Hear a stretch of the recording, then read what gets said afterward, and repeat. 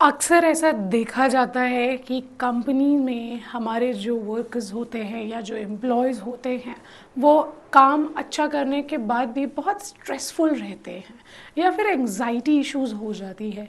किसी को देखा होगा वो काम करते करते फेंट हो जाता है, जबकि हमको पता होता है कि उसकी कोई मेडिकल कंडीशन नहीं होती है।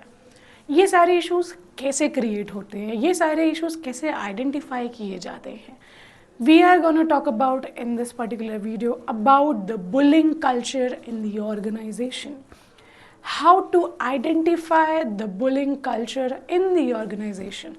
सबसे पहली चीज़ कि ये जो बुली नेचर होता है, जो बुली कल्चर होता है, वो हमें रखना ही नहीं है।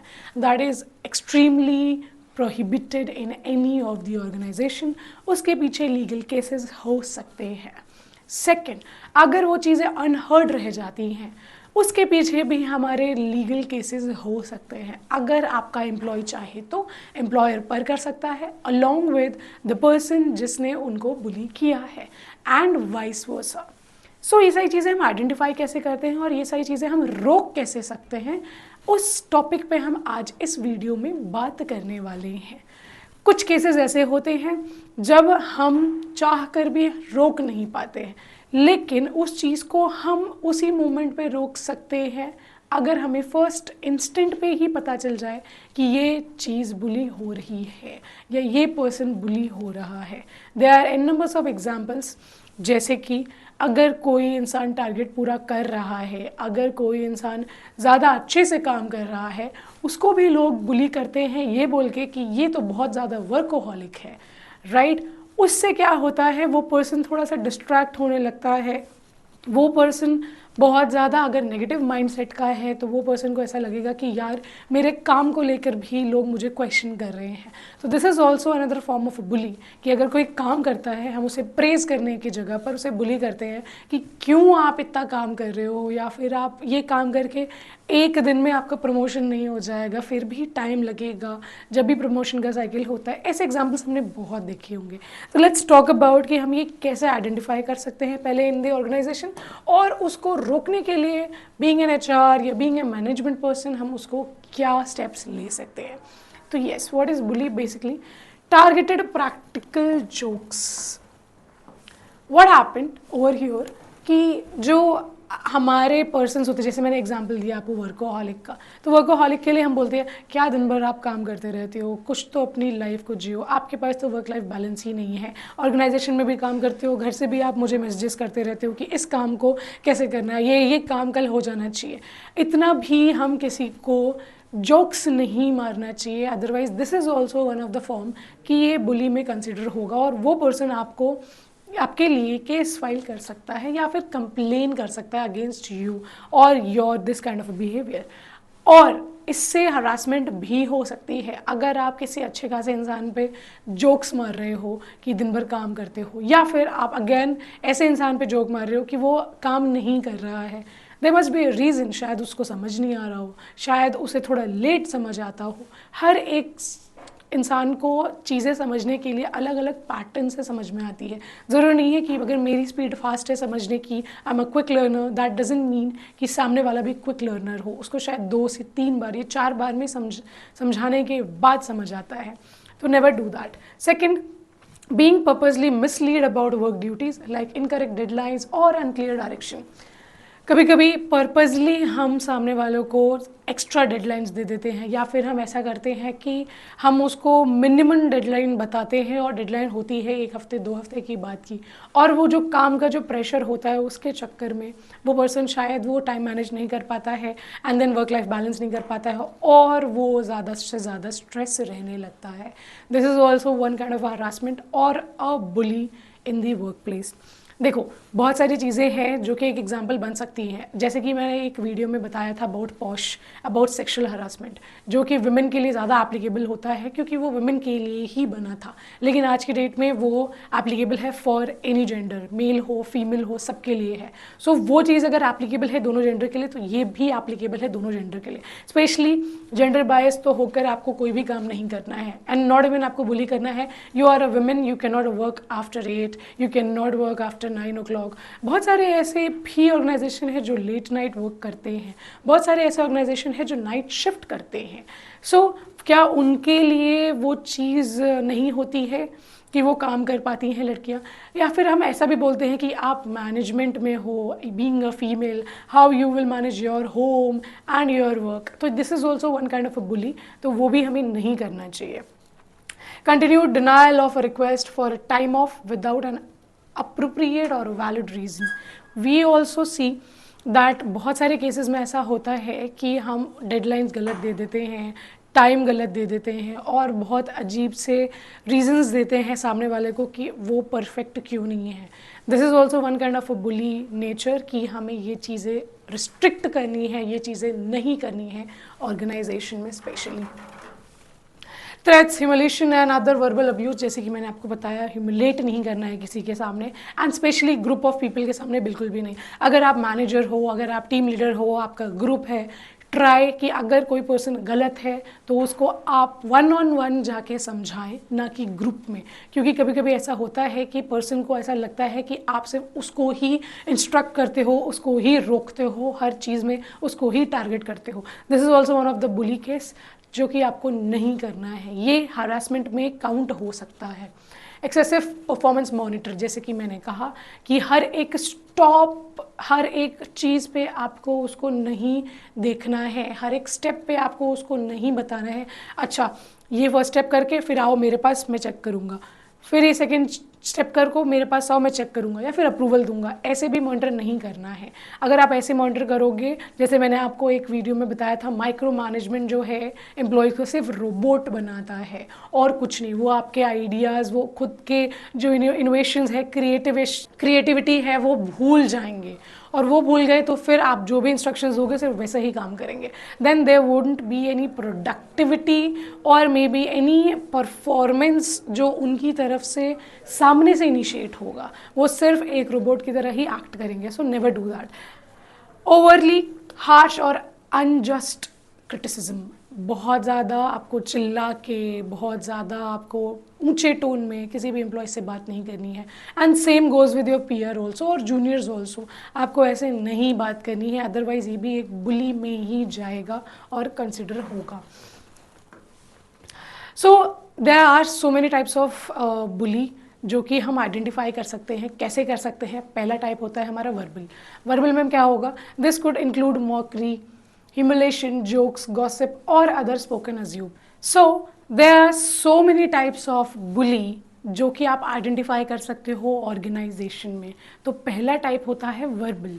वर्बल में क्या होता है? This could include mockery, humiliation, jokes, gossips और अदर स्पोकन अब्यूजेस। ये चीज़ जैसे कि मैंने आपको बताई कि रिटन फॉर्म में नहीं लेकिन वर्बल फॉर्म में किसी को भी डिस्ट्रैक्ट कर सकती है, बुली कर सकती है, ह्यूमिलेट कर सकती है, हराश कर सकती है। तो never do the jokes on anybody, या फिर उनकी मिमिक्री मत करो, या फिर उनको ऐसे मत दिखाओ कि आप उनके जैसे काम कर रहे हो, राइट? एक्ट मत करो basically. This can also leads to the bully part. Intimidating, this might include threats, social exclusion in the workplace, spying or other invasions of privacy. Privacy नहीं किसी की ख़राब करनी है, आपको उन पे स्पाई नहीं करना है, राइट? ये चीज़ आपको थोड़ा सा एक डेकोरम मेंटेन करके चलना है इन दी ऑर्गेनाइजेशन। किसी के ऊपर नहीं बैठना है। इट मीन्स कि आप जस्ट आपने उनको काम दे दिया, वो काम करके लाएंगे एंड देन आप उनको उनका रिजल्ट बताओ कि उन्होंने कैसे काम किया है। अदरवाइज़ अगर वो किसी प्रॉब्लम में है तो जेन्युइन सॉल्यूशन दो और उसका रिजल्ट बताओ कि क्या क्या पॉसिबिलिटीज़ हो सकती है रिजल्ट की, एंड ओपन रखो कि वो भी अपने आइडियाज़ दे सके। Okay, related to work performance, जैसे कि कभी भी कोई भी काम के लिए उनको ब्लेम मत करो। ब्लेम करोगे कि आपने ये नहीं किया, आपने वो नहीं किया, आपको तो ऐसे बोला गया था करने के लिए, वैसे बोला गया था करने के लिए, वो सारी चीज़ें भी एक बुली की तरह ही ट्रीट होती है। कभी भी किसी भी चीज़ में इंटरफेरेंस मत करो, स्टील मत करो किसी के भी आइडियाज़ को। अगर आपको पता है कि किसी ने वो आइडिया दिया है, बहुत मुश्किल से वो सोच पाता है, क्रिएटिव हो पाता है, तो अगर आपको किसी ने कुछ शेयर किया है तो जाके आप मैनेजमेंट तक डिस्कस मत करो कि नहीं ये तो मेरा आइडिया है। ये भी एक तरीके का बुली ही है। सो ऑलवेज रिमेंबर कि आपको ऐसा कोई भी काम नहीं करना है, कोई भी टास्क नहीं करना है जिसके वजह से सामने वाले को प्रॉब्लम हो। All right, रिलेटिएशन। सो रिलेटेशन कैसे हो सकता है? ये चीज़ ऐसे हो सकती है, फॉर एग्ज़ाम्पल जैसे कि आपने किसी को काम दिया है, वो आप उसको मॉनिटर कर रहे हो, हर चीज़ उसका ध्यान रख रहे हो, वो कभी ना कभी फ्रस्ट्रेट हुआ होगा, वो रिवेंज लेने के लिए आ जाता है, रिस्पॉन्ड करता है इन अ नेगेटिव वे। तो वो सारी चीज़ें भी हो सकती हैं अगर आप उसको बुली कर रहे हो, बहुत ज़्यादा झूठ बोल रहे हो, मतलब एक्विजिशन लगा रहे हो बहुत गलत, जो कि उसने किया भी नहीं है। So never do that. Maybe written में, मे बी वर्बल में, never do that. Institutional bullying happens when a workplace accepts, allow, and even encourage bullying to take place. This bully might include unrealistic production, unrealistic deadlines, forced overtime, and so many things. तो एक person को आपको इतना harass नहीं करना है, इतना परेशान नहीं करना है कि वो बहुत ज़्यादा स्ट्रेस्ड आउट हो जाए और आप एक केस फाइल कर सके। This can be go into POSH as well. Mental harassment के केस में भी जा सकते हो आप। तो जिससे जितना काम हो सके, अगर आपको पता है कि वो पर्सन काम कितने दिनों में करेगा, अगर यू नो दैट, उसको उतना ही डेडलाइन दो। अदरवाइज अगर आपको लगता है कि आप इस टास्क को 2 दिन में कर सकते हो और ये टास्क 2 दिन में हो जाना चाहिए, देन टेल देम कि how we can do that in 2 days, rather than उनको ये बोलने के लिए कि नहीं तुम्हें तो ये करना ही पड़ेगा। Never do that these things in the organization. How we can basically क्या चीज़ हम कर सकते हैं ताकि ये बुली को हम रोक पाएँ इन आर ऑर्गेनाइजेशन। उसके लिए कुछ मेजर स्टेप्स हैं जो कि आपको लेने पड़ेंगे।